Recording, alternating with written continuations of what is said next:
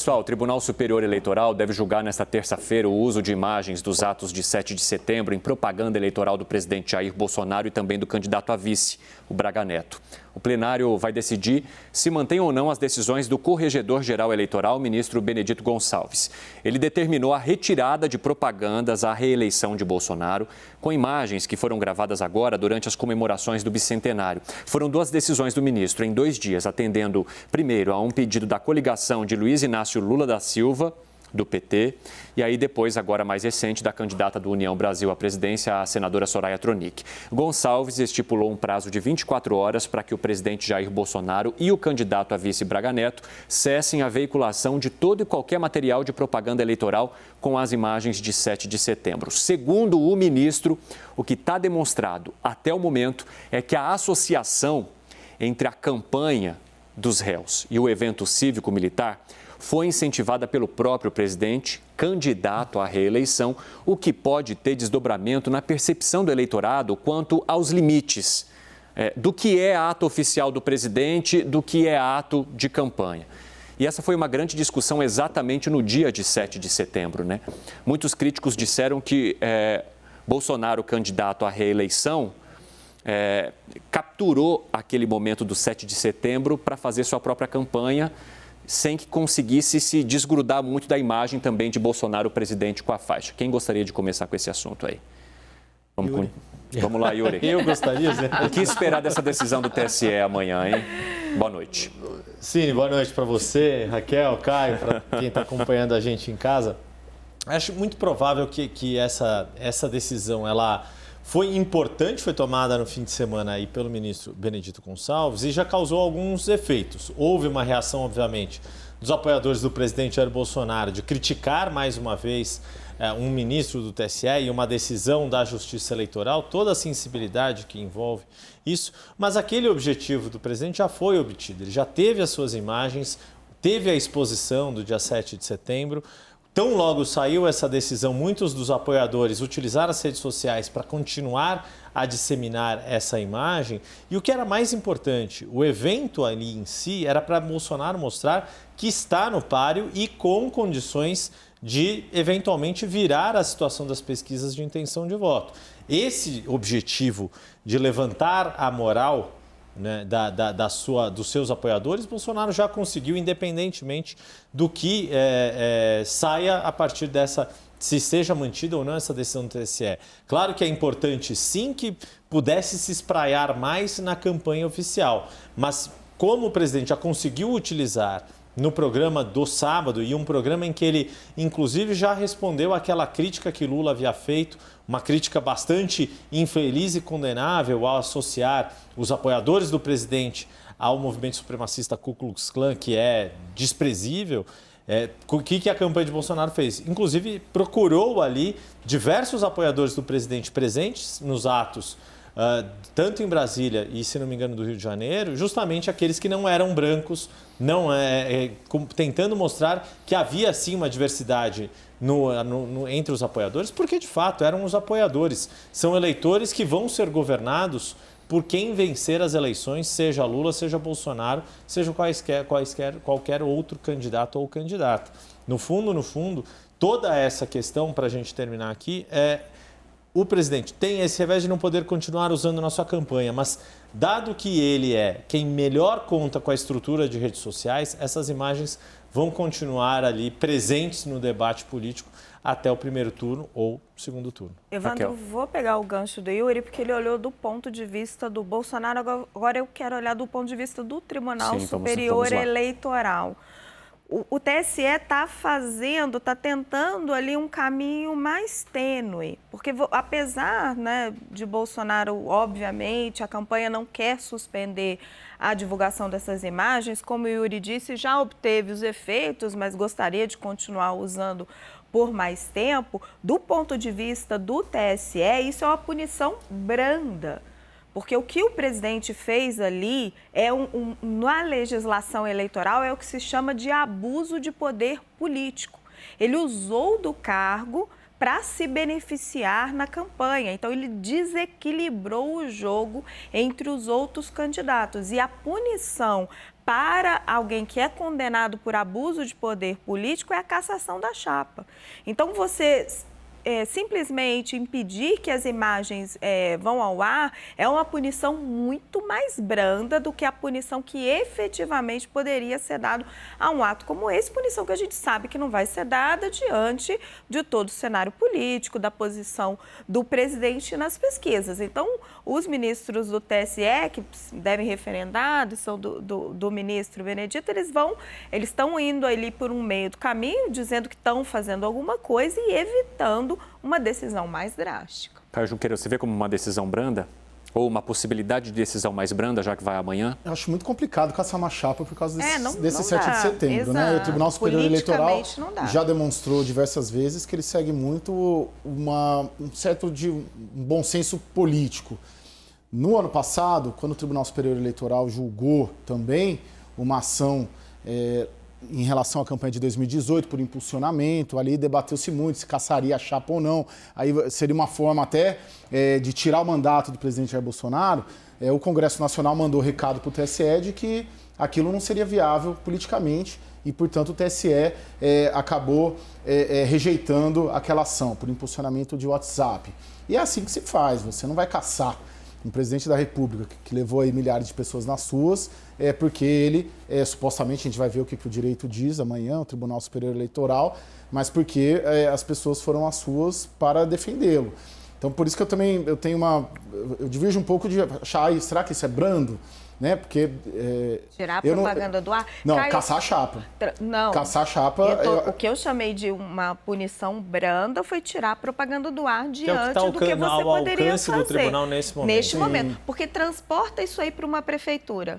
Um candidato à reeleição, prefeito, usa o aniversário da cidade, a chapa do presidente? Transporta isso para uma... Eu acho que não tem condições políticas, mas juridicamente transporta para uma prefeitura. Mas juridicamente, mesmo eu já os disse advogados... Isso aqui, sim. Um candidato a prefeito, à reeleição, usa a data do aniversário da cidade para transformar aquilo num grande palanque. Certamente o TSE caçaria essa chapa. Sim, mas juridicamente, mesmo os advogados eleitorais, os grandes advogados eleitorais, eles dizem que essa questão da reeleição, do que eu nem estou falando nem para um lado nem para o outro, mas que é muito difícil você ver o que é um evento do presidente, do mandatário, do que é um evento do candidato. Naturalmente é difícil ter essa... Não, e outro dia um advogado até que advoga para uma das candidaturas do PT, dizendo, cara, isso é muito difícil de você identificar, tanto que até o presidente tomou ali em uma ou outra ocasião, desceu, trocou o carro de som e por aí vai.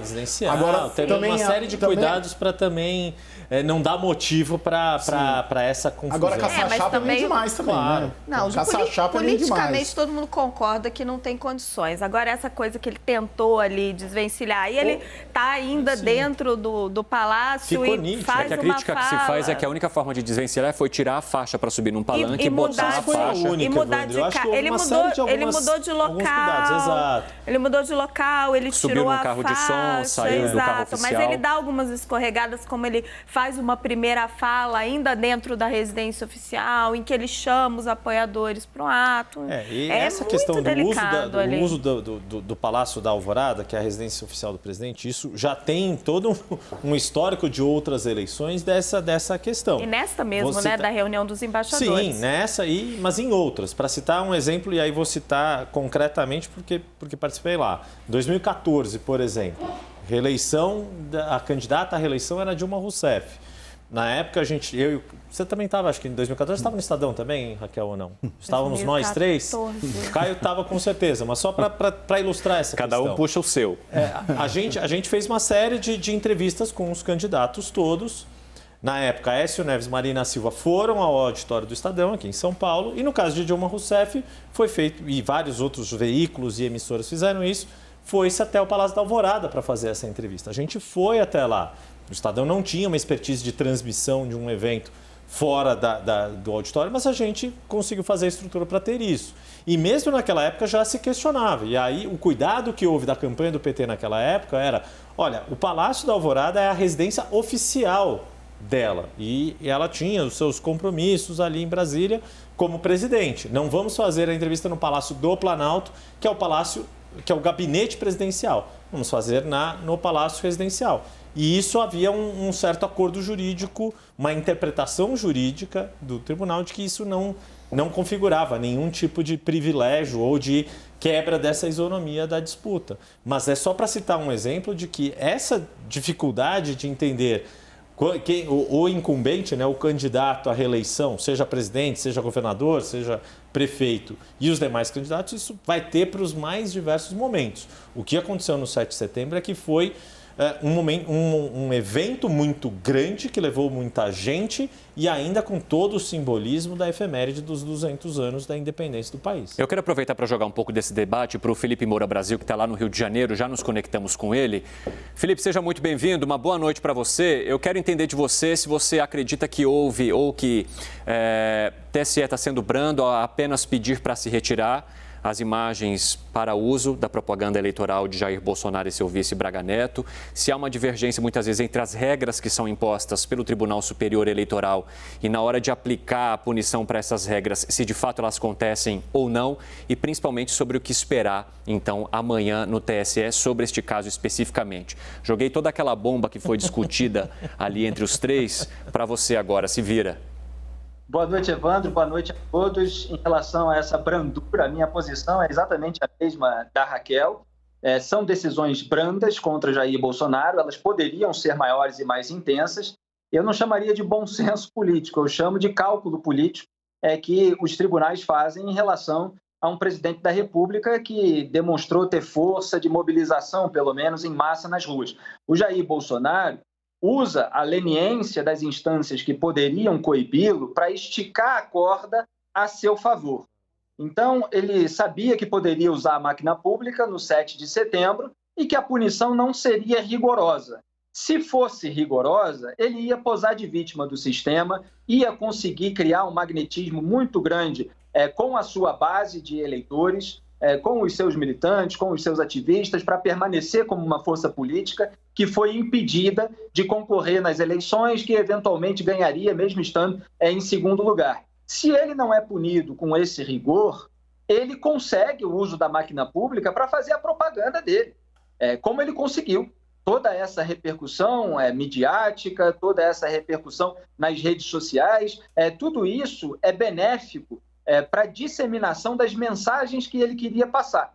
Ele mostrou ali melhoras em alguns indicadores econômicos, a gente tem falado aqui que o preço dos alimentos ainda não baixou, mas você tem queda de desemprego, queda de preço dos combustíveis, e ele tacou lá a pecha da corrupção no Lula, nos governos do PT, falou de questões de valores também, sempre ali com aquele viés crítico em relação à esquerda. E, nesse sentido, conseguiu ali pautar o debate público em torno desses temas, que são os temas de interesse a ele. Então, é um ganha-ganha para o Jair Bolsonaro, porque mesmo essas medidas brandas, elas vêm como uma forma de contenção.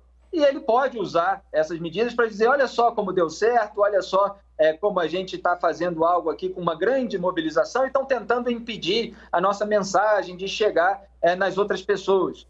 E mesmo assim chega. Mesmo assim ele produz essa concorrência desleal em que ele é o maior beneficiário. Felipe Moura Brasil, obrigado por enquanto. Caio Junqueira, colocamos aqui essa questão de a retirada do vídeo já não fazer mais diferença nenhuma, porque o uso que ele poderia ter feito destas imagens, de tudo que ele proporcionou ali no dia, já foram feitas. Você segue por esse mesmo caminho? Não há, ou a ordem do TSE de se retirar, ou até o uso disso pelas outras campanhas, como o presidente ou o ex-presidente Lula entrando com ação, Soraya Tronic entrando com ação, também não possam servir para essas campanhas? Não, Ciro, meu ponto é só que é inegável que foi um ato de campanha, tanto que nas falas do presidente, de maneira alguma, ele cita a independência do Brasil, salvo engano, né? Foi uma expressão, acho que fizeram essa conta, não foi mencionado. O centenário ficou em segundo plano. Evidente que foi um ato de campanha. O meu ponto é unicamente qual que é a punição para isso, né? Você caçar uma chapa em relação a isso, acho muito difícil, acho que seria histórico até, né? Não me lembro dos 3 presidentes que foram candidatos à reeleição, que também tiveram não uma situação tão parecida quanto essa, vez que também não levaram essa quantidade de pessoas às ruas nas suas campanhas das reeleições. Mas também houve casos e questionamentos por parte das principais campanhas de oposição quanto ao abuso de poder político e abuso de poder econômico. No caso da Dilma, teve processo, só que era um processo tão longo, porque teve toda aquela história da ação de investigação da Justiça Eleitoral, que o julgamento só foi concluído quando já havia acabado o processo de impeachment e o presidente era Michel Temer e houve a absolvição da chapa, porque caso contrário, se houvesse a condenação da chapa, a cassação daquela chapa, teria que haver uma eleição indireta, inclusive, porque já era na segunda metade daquele mandato presidencial. O que sempre eu me questiono é até que ponto os julgamentos do TSE não são muito mais políticos do que jurídicos. Porque o do ano passado, com tudo que se falou de impulsionamento, de fake news e por aí vai, neste governo ou contra o bolsonarismo, era a chance que o TSE tinha de tomar uma medida mais drástica. E a ação, que era ação, inclusive, acho que se refere até a Patrícia, né, Campos Mello, a jornalista, né? Uhum. Foi um caso revelado por ela, pelo jornal Folha de São Paulo. Ali era a ocasião. E ali já tinha um tensionamento de 3 anos do governo Bolsonaro com Alexandre de Moraes e com o Judiciário. Ali era a chance do Judiciário mostrar que, de fato, agia com rigor e por aí vai. Mas a orientação foi, olha, o ano que vem a gente vai agir com rigor. E está aí esse caso para agir com rigor. E não vai agir com rigor. No meio de uma campanha. Levanta-se esse questionamento. Até que ponto esses julgamentos não são muito mais políticos do que técnicos e jurídicos. Esse é o meu ponto. Porque senão caçaria. Se não teria caçado a chapa Dilma Temer, ou se não teria caçado a chapa Bolsonaro-Mourão ano passado. Mas aí eu queria levantar um outro ponto. Até que ponto o candidato Jair Bolsonaro não se aproveita dessa dificuldade política do TSE de agir para pressionar as instituições e ganhar vantagem com isso, que era o que Felipe Moura Brasil estava falando. Eu não penso que ele leva em conta isso em consideração. Acho que ele vai atropelando. Caio, claro que leva, é estratégia. Ah lá, o Felipe está pedindo a palavra, Evandro. Dá tempo de passar a palavra para o Moura Brasil aqui? Dá? Pode falar. Ó, a gente está esticando para ouvir o que vocês têm para dizer. Depois não venham me reclamar que não tem debate aqui, hein? Fala, Felipe. Não, o Caio é meu parceiro, meu companheiro aí de trabalho a longas jornadas.